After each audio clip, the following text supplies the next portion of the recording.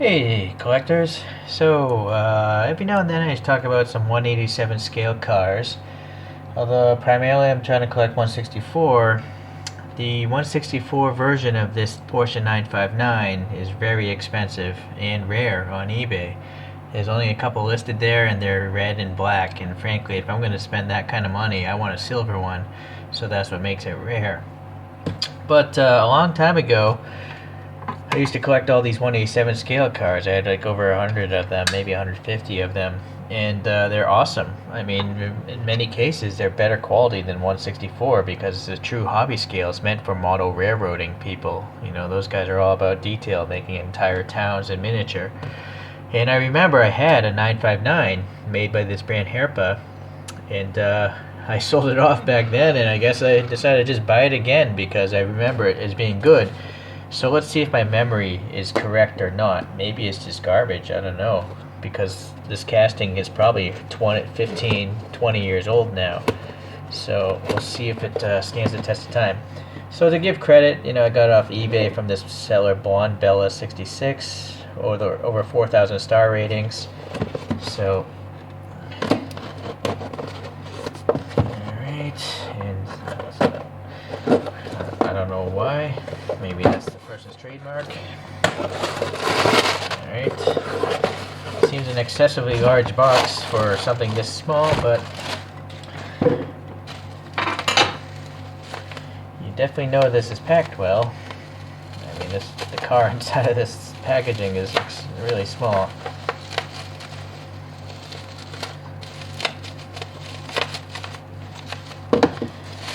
Okay, so bubble wrap. We have a towel, then it's in a bag. Alright.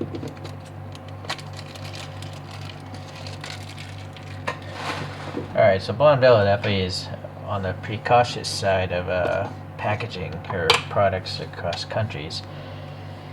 So, wow, I gotta really zoom in here.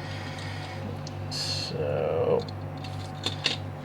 it's not used to comparing something so small.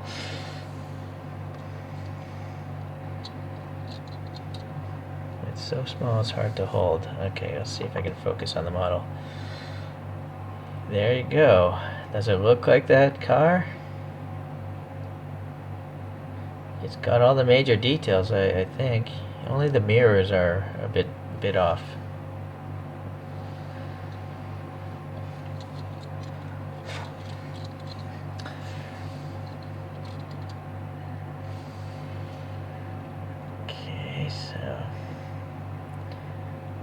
And the rear vents, door handle, all that stuff. So I think it actually looks pretty much like that car. It's pretty similar.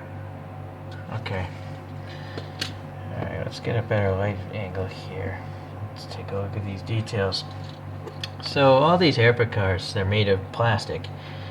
That's the only way you can get this kind of detail. Look how tight these panel gaps are.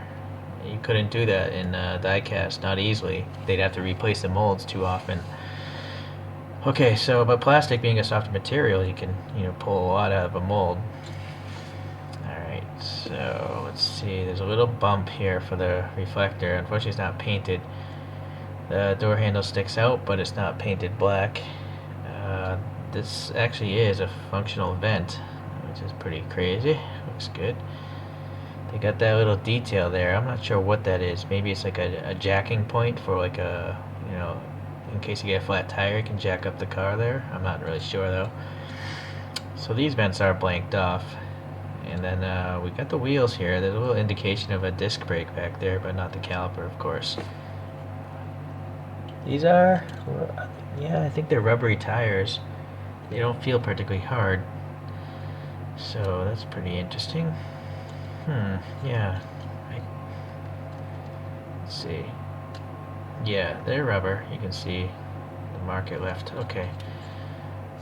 So being all plastic, obviously, and miniature, this is a really light model to hold. Super light. Okay. So the headlights here are actually a clear piece of plastic. It's not paint. Or it's like a smoked piece of plastic. But it's separate. There is a little black here. I guess that would be for the license plate. And now, look at this. these little orange strip turn signal things, these are separate pieces of plastic. So this is why I get so angry when I see a 1/64 scale car with painted turn signals and stuff like that, when something this small will have a separate piece of colored plastic. So that's pretty amazing. It's either amazing by Herpa or extremely lazy by 1/64 scale companies. Okay, so molded in wiper blades, but they're not painted or anything like that. A little indication of a rear view mirror printed on the back side of this plastic here. Here 959, right? I didn't even notice that text before. Some detail there on the bottom. And then look, the exhaust tips. They're separate pieces, right? That's pretty impressive. Separate pieces for these tiny exhaust tips. Alright. Another great thing about a resin model, look how, there's no need to paint it, so there's never going to be a paint rash. And, I mean, this mold is so smooth that it's very shiny. I mean, and now even I'm noticing there's a little raised Porsche logo molded into the body. Okay, so this is what I remember from owning this model in the past. Oh, look at this. This is actually ribbed. But here. So this engine looks better than most 1/64 scale engines. The blobs I see inside of Auto Worlds and Greenlights, they're pretty bad. But frankly, I don't even want to see this. I mean, you don't see cars with the hoods up. So this is just extra, it's a gimmick, I guess. It's a gimmick by Herpa. You can see the translucent red plastic here, and it does say Porsche there. I think it's molded into the plastic. Yeah, it is. I can feel it. So, but anyways, so that's another reason why I don't care for opening panels. You can see the gap, right? You can see the darkness of that panel gap, but you can't see it on the door. So it really breaks the consistency up of the look of a model at any scale. So, but to their credit, that is a pretty small panel gap, especially if I do that. So that's how precise plastic molds can be. You know, I'll never see a die cast with a panel gap that tight. It just it's not possible. Okay, so yeah, that's not the greatest though right there. But yeah, I do remember that now. So there actually is an interior with color. I'm gonna need a flashlight. So we got red seats. Yeah, the steering wheel is definitely at a weird angle. That doesn't make any sense. It's like a bus steering wheel. But there's a center console, a little shifter knob sticking up there. The back seats, little 2+2 kind of seats there. There's some ribbing. Yeah, so that's another thing that kind of bothers me about just an all black plastic interior that's so common on a lot of Kyoshos, Aoshimas. It'd be nice to have some additional color. Okay, so this is just considered I think a basic Herpa. So that's why the wiper blades aren't painted. There's a lot of details missing. Like there's no silver in the mirrors and stuff like that. But even so, that's pretty. I guess that's all right. So this is another regular Herpa, regular edition. So this is like $13, $15, I guess. Let's take it out. This has been sitting in this box for like 15 years. I don't think there's been much. I don't know if the prices of these have gone up a lot, or if HO scale is relatively stable.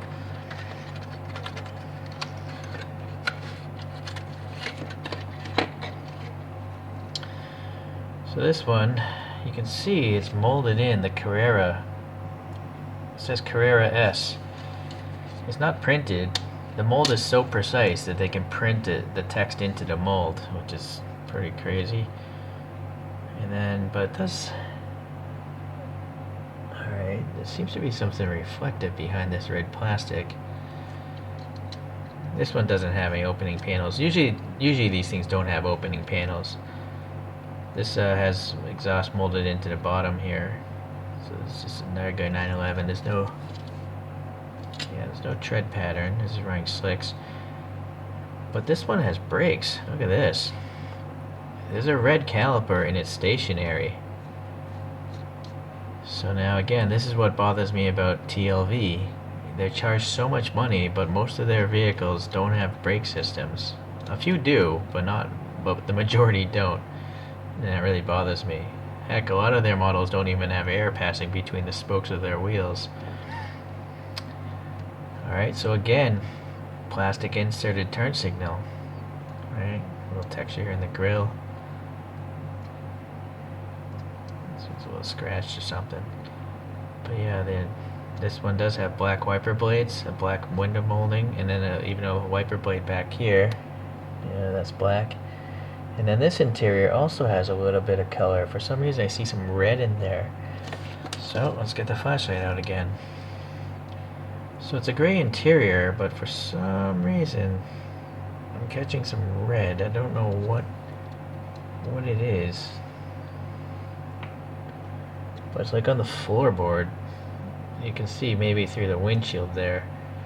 Well, I'm gonna try to focus the camera. See? I don't know what that is. Why would there be a red stripe on the floor? Strange. Okay, so anyways, yeah, I think this is a regular edition Herpa as well, but it has a little extra detail, probably in exchange for a non-opening trunk, a non-opening engine cover, so they could add some black detail instead, and also the brake system. But yeah, I've shown these before. These are the more deluxe versions of Herpas. So we'll take a look at this turbo. So this one actually is painted though. It's got a metallic paint. And then it actually has a printed out on Porsche crest.